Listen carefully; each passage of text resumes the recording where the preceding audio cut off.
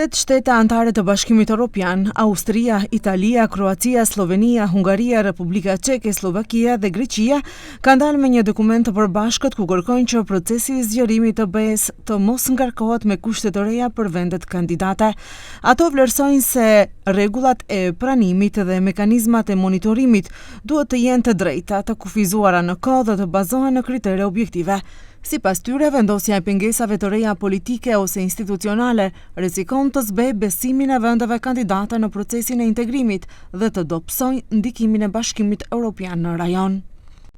Shtimi i vazhdueshëm i kërkesave të reja para kushteve politike ose pengesave institucionale gjatë garës do t'i demotivonte kandidatët, do ta minonte kredibilitetin e perspektivës evropiane dhe do ta dobësonte ndikimin e vet Unionit në fqinjësinë e tij. Presidentja Gordana Siljanovska-Davkova thotë se Bashkimi Evropian ka mekanizma për të parandaluar bllokimin e procesit të integrimit për shkak të çështjeve identitare.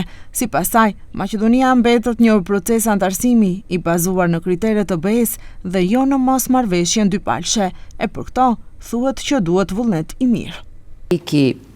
Po ono što go slušavme vo Evropskiot parlament, nis forma na amandmani, nis forma na govori, nis ono što po toga go slušavme od opredeleni političari, duri i vo рамките на Европскиот парламент, заклучокот е дека многу треба напор, многу добра волја за да ishqekorime nekako. Shtetet që nënshkruan non-paperin kërkojnë që metodologjia antarësimit të Bashkimit Evropian të jetë e njëjtë për të gjitha vendet kandidate, pa rregulla të veçanta për secilin shtet. Sipas tyre, masat mbrojtëse dhe periudhat kalimtare duhet të jenë të kufizuara në kohë, të bazuara në kritere të qarta dhe të mos krijojnë detyrime të reja, por vetëm të forcojnë zbatimin e kushteve ekzistuese, përfshirë respektimin e marrëveshjeve të fqinjësisë së mirë dhe pas antarësimit.